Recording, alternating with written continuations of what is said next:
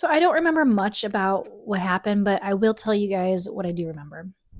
So I had to be around the grade school age, and we were at a church event. And of course, it was their version of the Harvest Festival or Halloween or whatever it was at that time. And my mom insisted that I go into this haunted house. Now, I could tell even as a kid, like, okay, this is just a tent and it was cheaply done. But again, I was in grade school, so this was still kind of scary. I didn't know what was inside there and I didn't want to go. I don't remember my mom coming in with me. I don't remember my brother going in with me. I just remember being there alone. I remember how I felt. I'm sure there was some really cheap decor of some kind. I don't know if it was spooky related or anything like that, but it was supposed to represent a haunted house. And the reason I know this is because I saw the exit from where I was standing, and for whatever reason, I couldn't turn back because I just felt forced to be here. Does that ring any bells? This is my whole life, apparently. And I just was thinking, okay, I'm going to get from point A to point B as quickly as I can. And I remember going there swiftly without running because I didn't want to trip over anything. I didn't want anything to pop out at me. But I just remember going quickly. And then all of a sudden, somebody grabbed my legs. And they had to be underneath a table or something because I didn't see them. I didn't see the hand. All of a sudden, just somebody grabbed my legs. And of course, I screamed and ran out of there. This is at a church event. Now, last week we talked about the candy compromise and the whole BS that revolves churches giving out candy as if we're doing anything different than what the world does when they give out candy. But today we're talking about, like, WTF happened? Why are we scaring children purposefully? So that's what makes me think this had to have been of a haunted house of some kind. Now, obviously, my mom didn't know the extent of what was going to happen in there. I've forgiven my mom. She didn't know any better, whatever the case may be moving forward. But the fact that I felt like I was alone. I really don't believe that anybody was with me during this time. And some stranger is touching me. You guys see this, right? And this was at the church. This was like a normal thing. Obviously, other kids went in there. I can't be the only one traumatized from this. So my question is, what entered me when I entered that haunted house? And what are we doing? Positioning ourselves in these situations. Now, we don't know to the extent that we ourselves can be haunted houses. Spirits dwell in beings. They dwell in objects. They dwell in animals. And they like to be hosted inside of people. And they like to manipulate people and have people, think certain things and do certain things. And all of it is to remove ourselves further and further away from honoring God in any way possible. Now, sometimes it's obvious. Sometimes it's not. When I left my second and I was going through self-deliverance and just kind of like, okay, what do I need to get out of me? I'm going through forgiveness. I'm going through all these things. But I still felt there was something, if not more, still inside of me. And there were certain thoughts that I would get that I know that were not my own. And I know where I got them from because my second would be talking about these things. And it would drive me crazy. And so I'm putting my hand on my head. I'm putting my Bible on me. I'm trying to cast this thing out. And I'm like, I don't agree with this anymore. I break all covenant, like everything. And it was still lingering. Now, it wasn't until I was actually getting I got hands laid on and I was getting help through deliverance where I was able to get that last bit out, and a whole lot more came out with it. And I'm just thinking, I know things came out of me during self-deliverance. Obviously, the first one with fear. That's what God did to remove that, to get everything else out of me. But I was a haunted house. My entire body was a haunted house. And now I'm still suffering the effects physically from it. My body has gone through so much because of the damage that was done. Not only does my face look differently than it should have been, if I didn't have these demons inside of me, if I was healthy, if I was taking care of myself, if I didn't have to go through what I went through with trauma,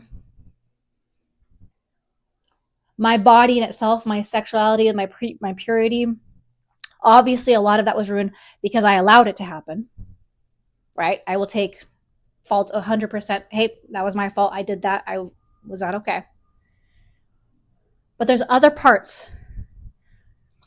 that were not of my doing, that came with the abuse, that came with the trauma, that came with, I didn't have a way out. And I'm still suffering the consequences physically from the damage that was done from him. And so, even though my house is not a haunted house anymore, there's times where I look at it and I'm reminded of how haunted it used to be. And if anything, it helps me to praise God that I'm not there anymore, and knowing that my body is still healing in a lot of ways, because where I'm at in my journey, I'm still in the healing process. And I didn't realize how much physical damage got done.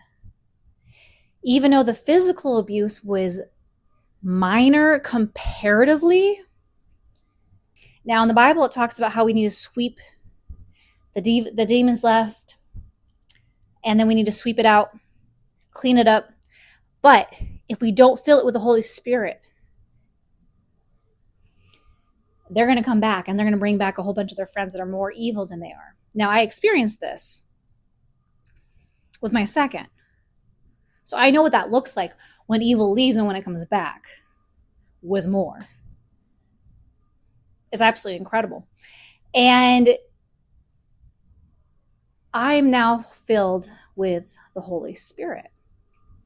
But then there's all these new things because I'm a new Christian, I'm a new believer. And it's this weird situation because, again, if you guys know my testimony, I grew up Christian. And yet my body was a haunted house for these things. So I'm trying to, with you guys, kind of distinguish when the spirit of fear actually entered. Because this is an obvious situation where, wow, a stranger grabbing at your ankles, not okay. That's probably what happened. Okay, perhaps. Or perhaps it happened when I was around that same age, when I was molested by neighbor kids. But I don't think so. I don't know, because I was already afraid before then. I didn't move. I didn't know what else to do. I was like, what? Just get it over with and go away. I froze. That's kind of like my MO when I was used to be scared. It was just like I froze. I don't know what else to do. But I think the spirit of fear happened sooner. And I don't remember this, but my mom does. And because I'm doing a whole Halloween evil spiritual cleansing, it seems like, for this month, I'm going to bring you guys back to when I was a very young girl. My mom says I was about 2 years old or so. And my dad used to work at a toy store. And of course, during this holiday season, it's holiday. You guys can't see me doing my quotations. Holiday.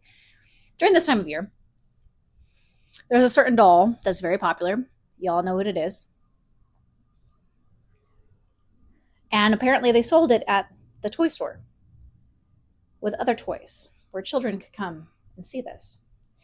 Now, I don't know at what stage of the unveiling where they have to, open up these toys and put it out for display and all this and that. I don't know at what point these guys were in the middle of that. I'm praying to God they perhaps just opened them up just recently. I didn't have a chance to put it up in a different location of the store. That's what I'm praying. Because at 2 years old and I'm standing at the same height level of this doll, because we are the same height when the doll is standing up. And if you guys know what the face looks like, it's not pretty. It's not a pretty face. And not only that, if you guys know anything about the actual origin of the movie, it is a serial killer who has performed a voodoo ritual, a satanic ritual, to embody his soul into this doll. I'm staring at this. This is honestly where I think the spirit of fear came in, was because of that moment right then and there.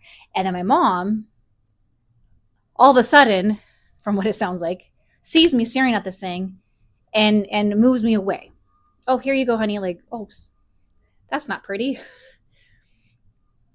But she said ever since then, I stopped playing with my dolls. And I used to be very girly girl, apparently, up until that point. After seeing that doll, I never played with any regular dolls.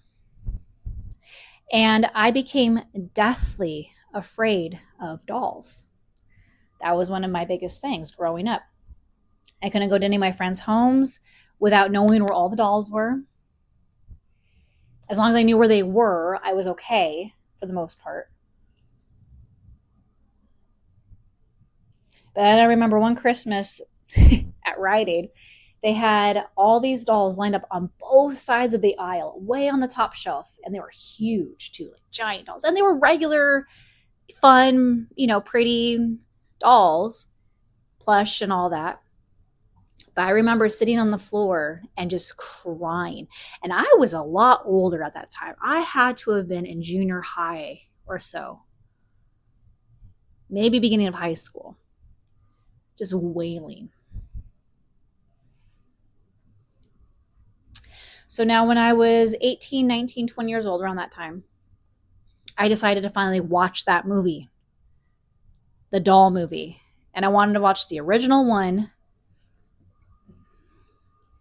because I was tired of being afraid of dolls, because that's honestly what I thought it was. And again, this is after I've seen Psycho. So I was already intrigued with the horror aspect.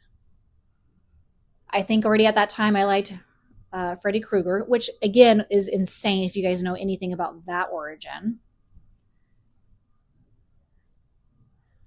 Wasn't into Michael Myers yet or anything like that. And I don't need to go down all the whole list, but I'm just trying to, in where I was at in the whole horror aspect of it. And I remember watching that movie and laughing because it wasn't scary so much anymore. And again, the original one is in the 80s. And they do a very good job in regards to the filmography and how they have like puppets and they have robots and they have an actual actor who's portraying the doll on certain scenes, right?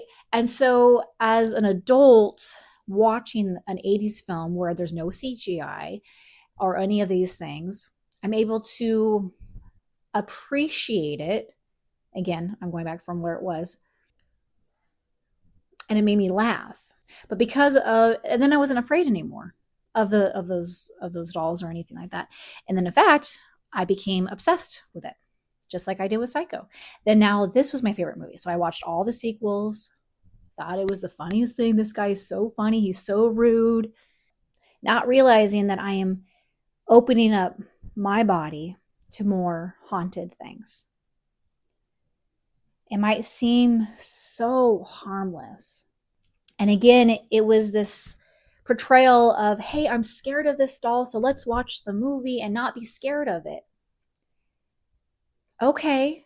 However, to become obsessed with it at that point is a little ridiculous. It's one thing to watch it and go, okay, this is not as scary. I understand why he's that way now. Okay, it's this guy performing a satanic ritual. Okay, that's not godly, dude. Not cool. I don't like how. Now I understand why it looks the way it does. I understand why it's supposed to be the way it is. I understand the appeal of it to the pop culture, but I don't need to entertain that in my life. But again, I didn't have discernment when I was this age. I share all this with you guys for a reason. The devil is so quick to do whatever he can to get us away from the truth. So remember, I was afraid of that doll. The devil wins, right? Okay, we scared her. The spirit of fear entered her and never left. I grew up in a house full of fear in different ways. There was fear all around me.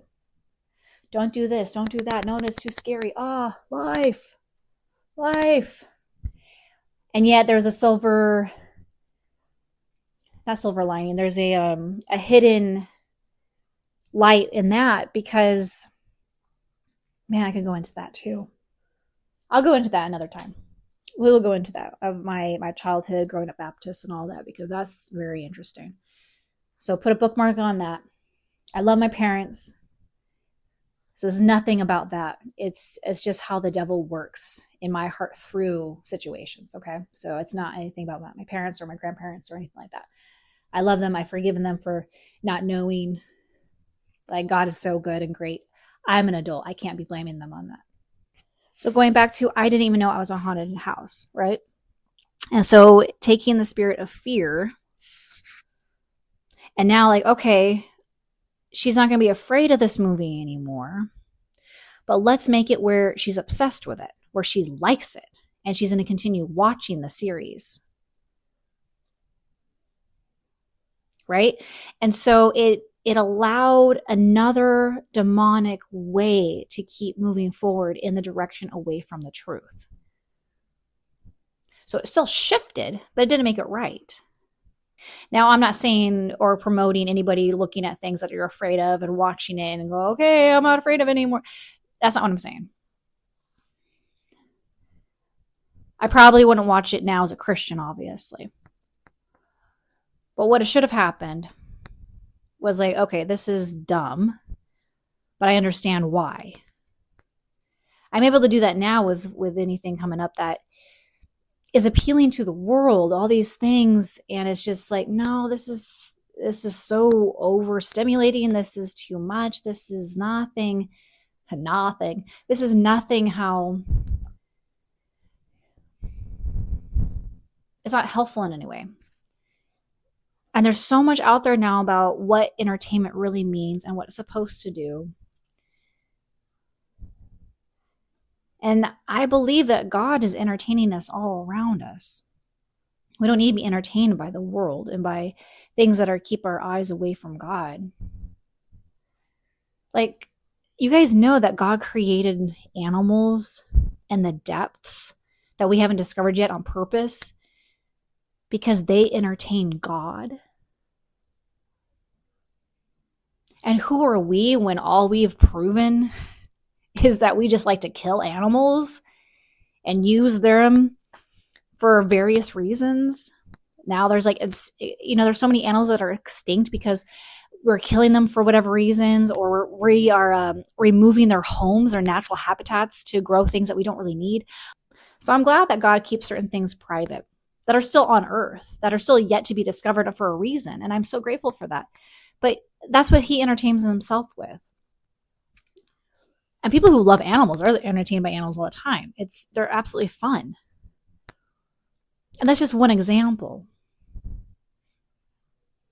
But if you look up at the sky and you see, the stars and, the clouds, like, cloud gazing is so much fun. Like, oh, they look like different shapes. And, oh, I see this, but you see that. And I don't see what you see. And, oh, my gosh, this is so much fun. And I know that's like such a low stimulating early 90s, late 80s way of like entertaining oneself. And I'm not trying to say like life should be boring or you shouldn't go see a movie. It's more of protecting yourself better. But what I do know is that when I'm driving by and I see the lawns, they're full of these giant statues of death and skeletons, and it just makes my heart sad and my stomach sick, because I'm thinking, like, this is a neighborhood that kids ride bikes down, kids walk home from, and they're subject to that. And as adults, we should be protecting our children, and we don't. We've gotten so desensitized ourselves, and we just allow kids to watch certain things and do certain things and go certain places, and we have no regards to their safety. That includes their eyes and their ears. And I'm so proud that there's so many parents that are stepping up in regards to, like, what children should and shouldn't be watching and where they should and shouldn't go. I can't take my kids to the store right now. Not because I am scared of it. It's more like I'm just trying to protect their eyes. I want to protect their eye gates from seeing those images. I want to protect their ear gates from hearing the music that goes with it. And I have to make a confession, this will be the last thing I'll say, is that before the last year before I got saved, the last Halloween before I got saved, I did celebrate Halloween with my kids. Now, we didn't go trick-or-treating. It was actually at an event. It was a local event. It wasn't even at a church, like I mentioned. But, of course, they're handing out candy, and there's games and, jumping houses and all that, face painting. Everyone's dressed up in costumes. I dressed up my kids in costumes. I let them do their thing.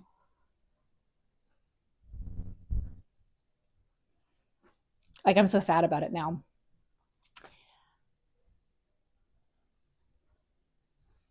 And during this time,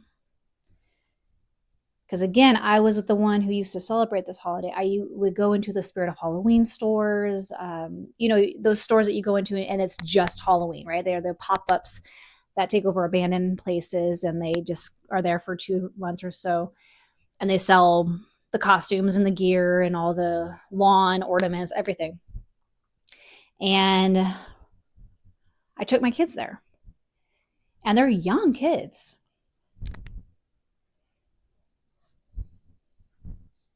And they don't want to be there. And I just want to look like, no, guys, it's okay. It's okay. This is why I'm not mad at my parents for letting me see the Chucky doll when I was little.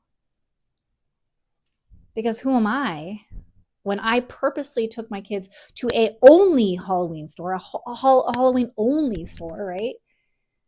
Just to look around, just to kind of see what they have and make it normalized, because that's what every other parent was doing with their kids. We weren't the only kids there. We weren't the only families there. And there's babies in there. My son was still in a stroller, I think, at that time. Like, come on. Now, praise God, he's delivered me from that. I'm saved.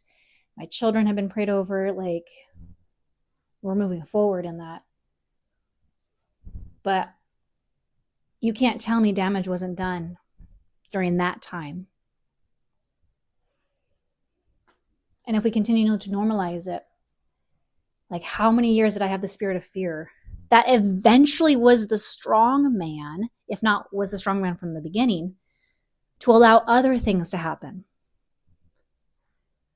We talked about my testimony, how I wasn't able to speak up for myself. That is a part of fear.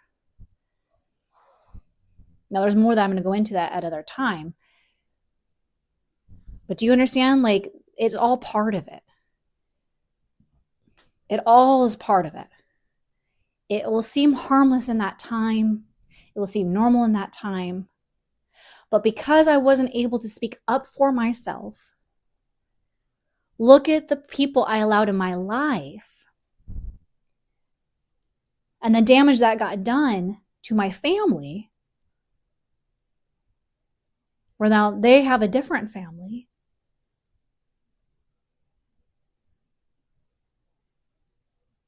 And I'm over here healing from a trauma that should have never have happened if the spirit of fear wasn't the strong man in my life. And you could easily, argue, oh, well, you had the sexual problem. That's why you allowed that guy in your car. Okay. But remember, I didn't like him in my car the second he got in, because I didn't realize it at that time, but there was those spirits with him. He had all those spirits just hanging around him. And I felt it, but I didn't know what it was. And before then, I can only see certain spirits. I never felt them before. So I had no idea that there was demons hanging around him.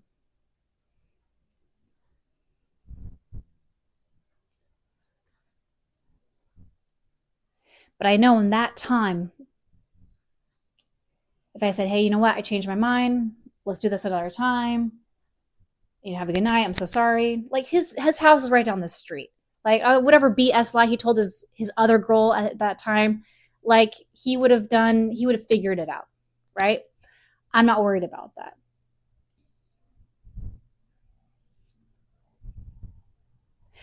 That's the whole woulda, coulda, shoulda, right?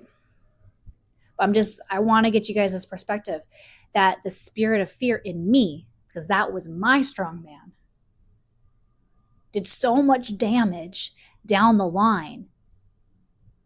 But it was years of it being inside of me and doing damage and allowing other things in me.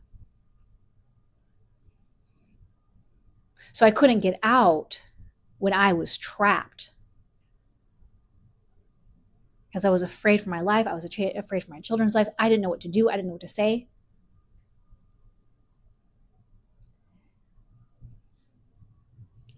So last week when I talked about the candy compromise, there's a reason for that, because that is traumatizing when you're opening up those doors. It is traumatizing for those kids when the church looks exactly the same as the world. That's traumatizing.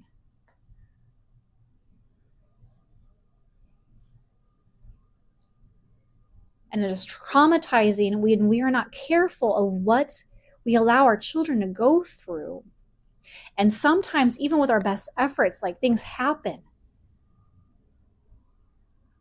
that is out of our control. But God has them, and you have to just prepare them as much as you possibly can.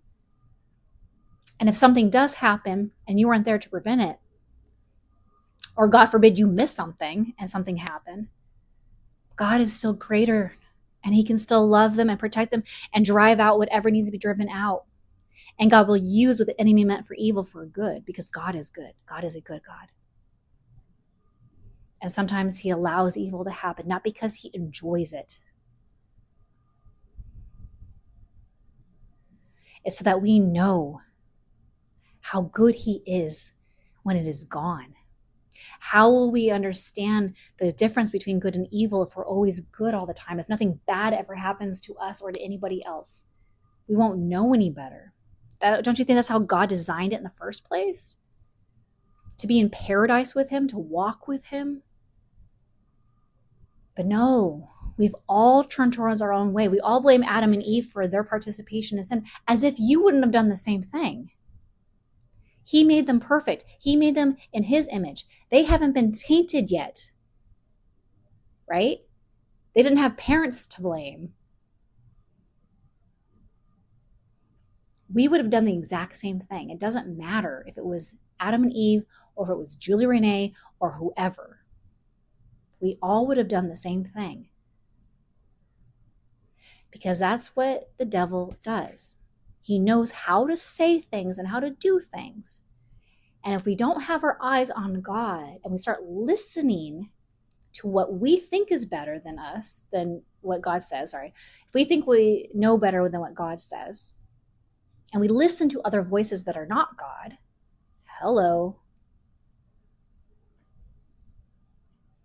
then we will do the same thing.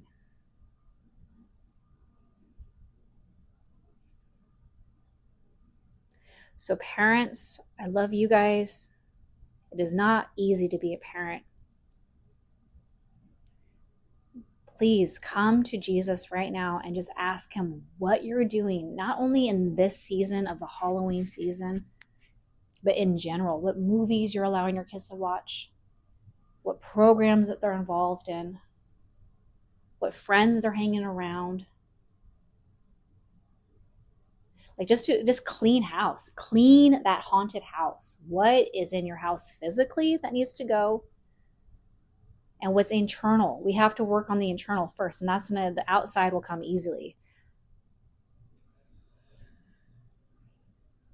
We have to wash the inside of the cup. The outside of the cup will naturally become washed when we wash the inside.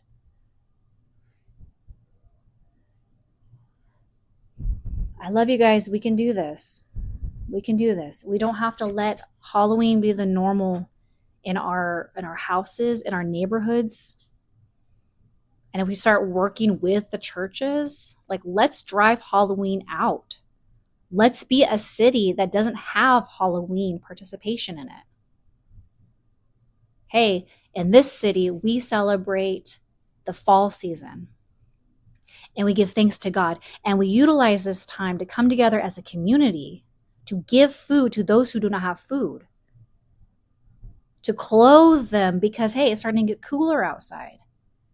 Like, that's what our community should be doing. That's what our money should be going towards, not going towards celebrating this evilness.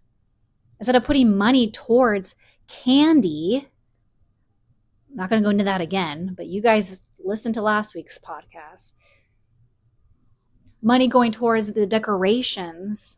You know how much money? I had 2 giant tubs, guys. I had 2 giant tubs of decorations for Halloween, and then I bought brand new spider webs every year. Tons of it. Now, I am an event planner, a decorator, so like, I got really creative with this stuff. I made sure it looked really good. And you know what I mean by good.